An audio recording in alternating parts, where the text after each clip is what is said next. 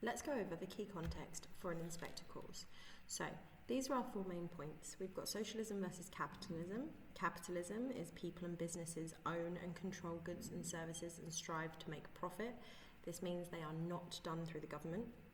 Socialism is the government controlling more, and they share wealth and resources more equally. Specifically in this country, we have things like the NHS, so the government control healthcare, they can share it out. Then we've got the struggles of the working class. So remembering the play was set in 1912 without systems like free education for university, healthcare systems like the NHS, benefits, council housing. People who were born poor did not necessarily have the resources to succeed. We've got the abuse of power. So the upper class controlled the wealth and the wages. They prioritised profit and growing businesses. They also had a lot of influence over society, and in all situations, they did not always use this influence to benefit others, but often to benefit themselves. So that's another way that we link it to the struggles of the working class, because these people are not using their power to benefit the good of everyone. So the poor stay poor while the rich get richer. Then we've got pre- and post-war Britain.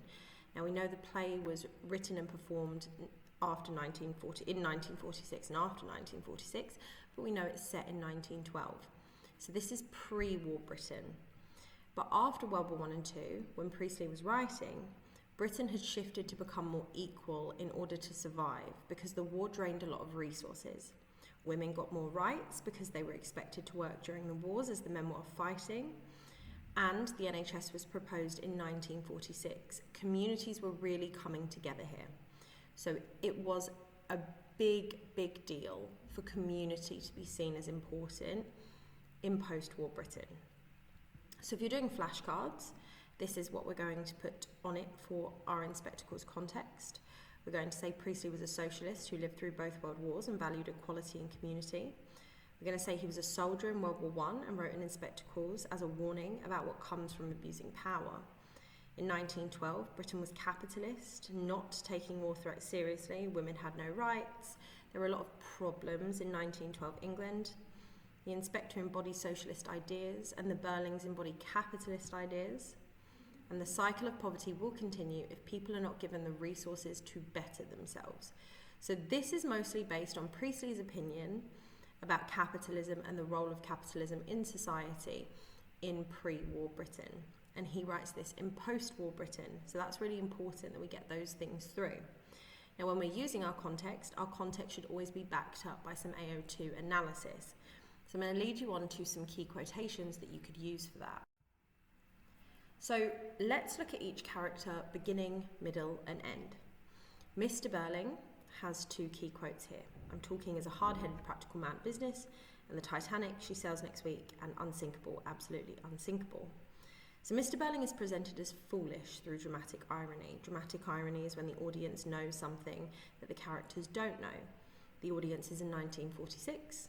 This is set in 1912. The audience knows the Titanic sank, but Mr. Burling is saying it's unsinkable because he does not see something so powerful, such a symbol of luxury as the Titanic, as being able to sink, which kind of shows how he doesn't see any kind of future where anything will be worse. He sees everything to do with wealth and status as perfect and idealised, never sinking and never being torn down. So the audience are immediately drawn to look down on his opinions as ignorant. He's also shown with hubris, which means overconfidence, and he seems really arrogant. Now he says he's hard-headed to show that he's really practical, he's really logical and to be trusted, because silly little thoughts don't get to him. However, it could have a double meaning, because it could show that he's very difficult to change, and it could show that he doesn't want to change. Then we move on to Mr. Burling in the middle. If you don't come down sharply on some of these people, they'd soon be asking for the earth. And you'd think everybody has to look after everybody else, as if we're all mixed up like bees in a hive, community and all that nonsense. Now, I like this hyperbole at the top and I like this simile at the bottom, because Mr. Burling is shown as harsh and unrelenting to the lower classes. He's using that adverb sharply in the hyperbole, asking for the earth, because it shows he sees the poor as greedy. He doesn't think that you should treat the poor nicely because he thinks they want more than they're entitled to. But the inspector immediately shows us that this is not the case, and Eva just wanted a fair wage increase for her hard work. So he does say she was a good worker, and yet he won't give her that wage increase. So he's also Lord Mayor, but he states that he doesn't believe in community, showing that he loves his status, but doesn't want the responsibility that comes with that status. Bear that in mind, because we're going to see the same thing happen with Mrs. Burling. Then we've got Mr. Burling at the end. He says there's every excuse for what your mother and I did. Now look at the pair of them, the famous younger generation. He's talking to Sheila and Eric here, who know it all, and they can't even take a joke. So what we see here is Mr. Burling is a static character. He refuses to change and grow as a person, even after everything is revealed, and he knows everything he's done and everything his family has done. He ridicules Eric and Sheila for growing and changing and showing good character development. But when the phone rings at the end of the play, remember, that's showing that he's wrong, and he's wrong for not changing and not realising his mistakes. So the phone ringing at the end, when they think there's no real inspector, is really here to burst his bubble again and show that he once again has made the wrong decision. Then we go to Mrs. Burling at the beginning, about 50, a rather cold woman, and her husband's social superior. So immediately we have the adjective cold, shows she's uncaring. She's also above her husband socially, which means that she comes from more wealth. And that possibly shows that their marriage was used for the ambitious Mr. Burling to gain more status in society, in a very similar way to the way he's using his own daughter Sheila to marry Gerald Croft in order to bring their businesses together. So again, it's this idea that love is corrupt, that the upper classes don't love each other necessarily as a family or as husband and wife, but they do love the status that comes with marriage. Move on to Mrs. Burling in the middle. Now, I like these two quotations linked together. I think it's quite good to do this in the same paragraph. So she was giving herself ridiculous airs, claiming elaborate fine feelings that were simply absurd in a girl in her position, and as if a girl of that sort would ever refuse money. Now, if we notice, her quotations are mainly designed to show prejudice. So a girl in her position, a girl of that sort, she's always trying to judge what she believes Eva would do based on her class or her sort, but never based on actual knowledge of her as a person, of her character. So she always calls her girl as well, because she wants to infantilise her, remove the respect of womanhood, to make her seem smaller than she is, because Mrs. Burling doesn't actually believe in treating these people like they are people. She believes mostly in treating these people like they are just working class and they don't matter. Now, Mrs. Burling at the end says, "He certainly didn't make me confess. I had done no more than my duty." She's another static character. Remember I said we'd come back to the idea of duty and public responsibility, because it's interesting that she uses that word duty, because she should be helping people. That is the duty of a person who runs a charity. But this is a way that Priestley is trying to suggest that she, like her husband, seeks out public roles for status, to be seen as a good person, as the head of a charity, as wonderful, as kind, as empathetic. But she actually rejects that responsibility. She doesn't feel bad for letting Eva go, and she doesn't feel bad for letting her leave the charity with absolutely nothing, even though the inspector has proven that Eva was in need. She says she did no more than her duty because she was never actually planning on helping Eva in the first place. Now we have Eric at the beginning as well. Why shouldn't they try for higher wages? We try for the highest possible prices. It isn't as if you can go and work somewhere else. Now, Eric's socialist leanings are really foreshadowed here. He contrasts his ruthless father, shows empathy for the working class. He does use that rhetorical question, why shouldn't they try for higher wages? He's really telling his father that he's siding with the working class here. He thinks they have a right to fair wages. Now, what's interesting is these moments show that Eric is in need of a catalyst. And a catalyst speeds up a reaction, if you're good at science. To reach his full potential as a good man, And the catalyst has to come in the form of the inspector, because there's no one else there to help him reach this potential. Now, we know he has the potential to be a good person, but he's just not being a good person at this point in time. Then we have him in the middle, and actually we can see that really poisonous influence that Mr. and Mrs. Burling have over their son, because he hurts people for his own gain. But it is in a slightly different way. Whereas they use their status to hurt people, he actually threatens Eva into a relationship. And he shows that men have significant privilege over women because they abuse it. His alcohol use symbolises this abuse of his wealth and his irresponsibility. The fact that he is able to just drink himself into oblivion and do whatever he likes shows how his class really protects him. He is presented as the worst character as he commits theft and harms Eva, but he isn't learning good values from his parents, so it ultimately comes down to who we blame for that. Then we've got Eric at the end. He finally is shouting, which is different to the person he was at the beginning, where he's described as half shy. He says, "And I say the girl's dead and we all helped to kill her, and that's what matters." Here we've got his positive character development. He's utterly unlike his parents, who are static characters, and he's actually making a very, very positive change. So the inspector acts as the catalyst that makes Eric a much better person. He's trying to force the ideas of social responsibility on his parents. He's saying things like all. He's not excluding himself from responsibility here. He's saying every single one of them needs to show that responsibility. Now, he's very similar to Sheila, which is who we're going to discuss next. Now, at the beginning, she isn't as nice as Eric. She's happy to stay quite ignorant. She's a pretty girl in her early 20s, very pleased with life and rather excited. And she's very much infantilized, which is treated like a child, because she's an unmarried woman. And she's happy to fit the role. She's pleased with her life. She's happy to remain ignorant. She's saying, "Yes, go on, mummy," because she's happy to be treated like a child. She has a set role in her life mapped out for her, and obedience to her parents and to her husband is really expected here. So Sheila's kind of happy to go along with that, although there is a little bit of foreshadowing that she might not be, because she keeps mentioning how Gerald had ignored her all summer, the summer before.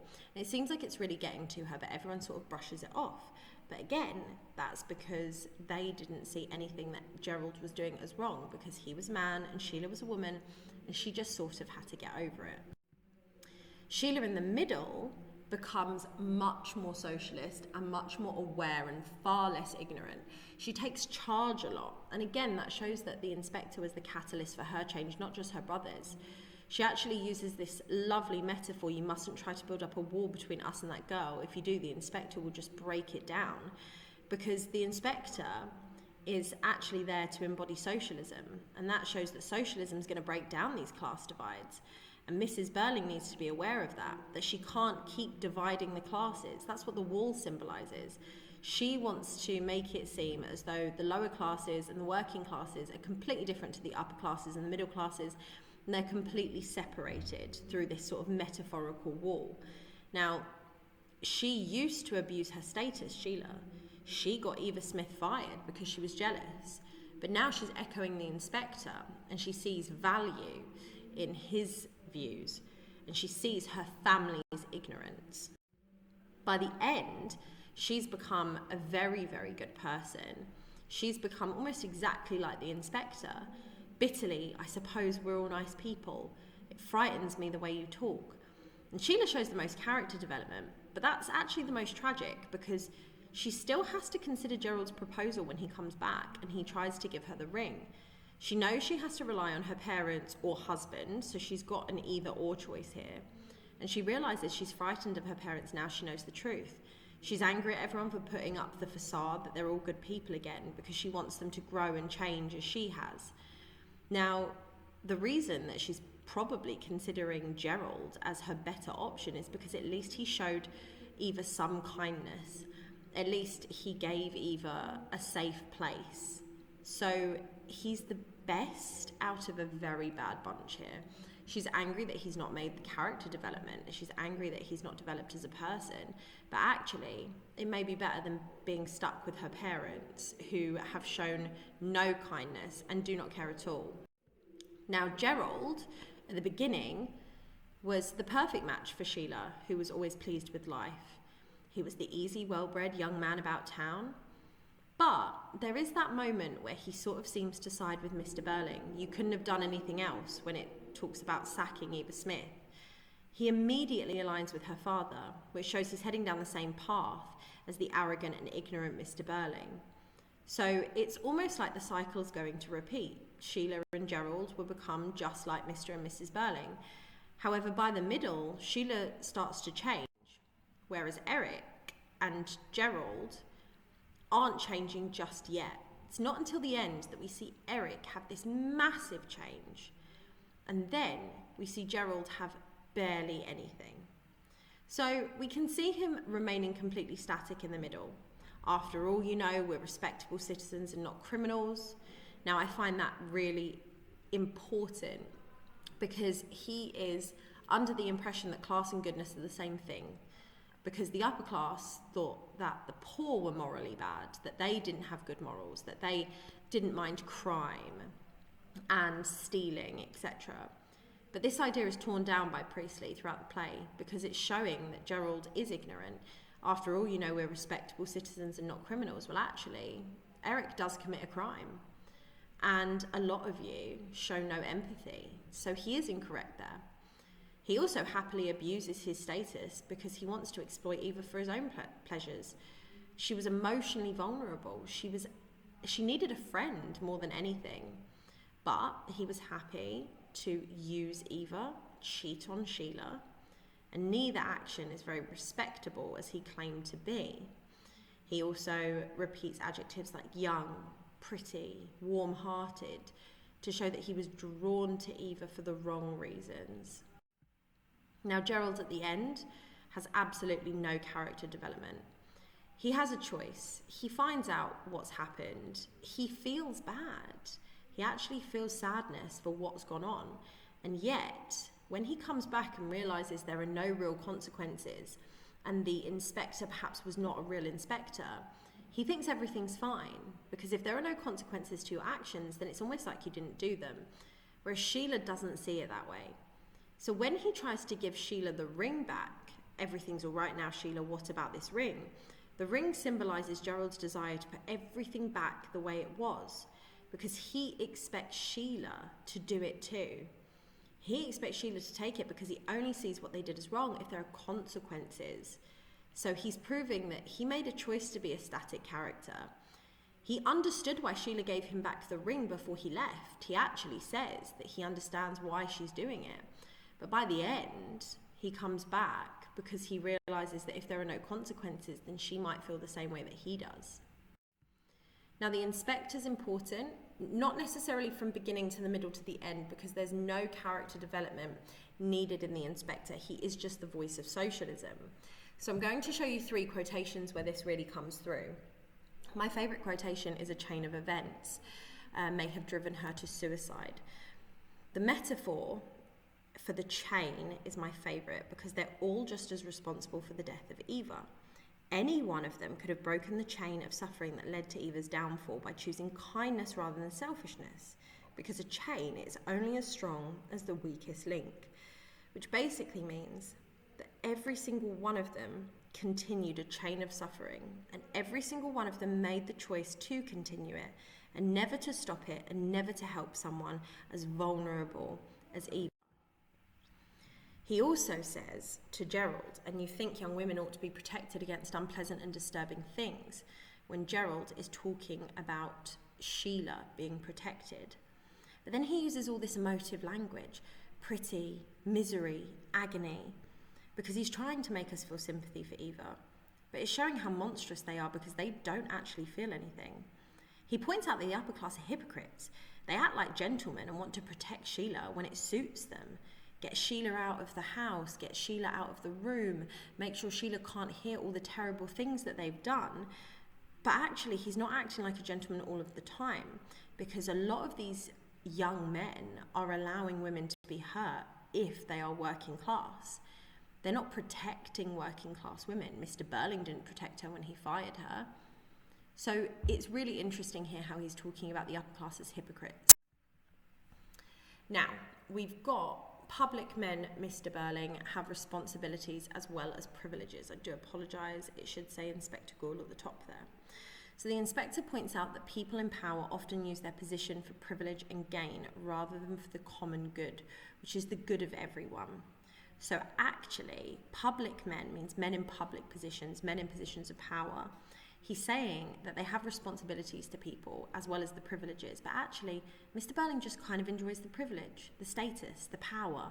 He was Lord Mayor because he loved to throw it around. It's one of the first things he says to the inspector, I was Lord Mayor. And actually, what he should be doing is being responsible. So in inspector calls, we have quite a lot of key themes, and these are themes that could come up in questions. You get 2 questions. One is usually a question about a character, and one is usually a question about a theme. Some of the themes we might see: wealth, power and status, empathy, socialism versus capitalism, responsibility, and greed. And all of these themes should be linked into your essays, making sure that you're talking about how all these things are seen and how Priestley is trying to present them. Because when we look at what we should be... Finally, remember 4 things about your essays. Base your essays around character development where possible. Character development, static characters, all those are keywords that are going to get you marks. The characters are methods, so make it clear Priestley is using a character for a certain reason. So Priestley is presenting this by constructing the character of. That's always a good sentence starter. You can use textual references. For example, Mr. Burling fired Eva. Analyse those choices. AO1 is references as well as quotes, so you don't always need a quotation. Make sure you argue why Priestley has made certain choices and how those choices convey meaning. So what has Priestley done and why has he done it? How has that helped him get his message across? And these are 4 key things you can do in your essays to make your essays much better using all the information we've gone through today. Okay, so don't forget to comment if there's anything you need me to go over or anything you need me to clarify.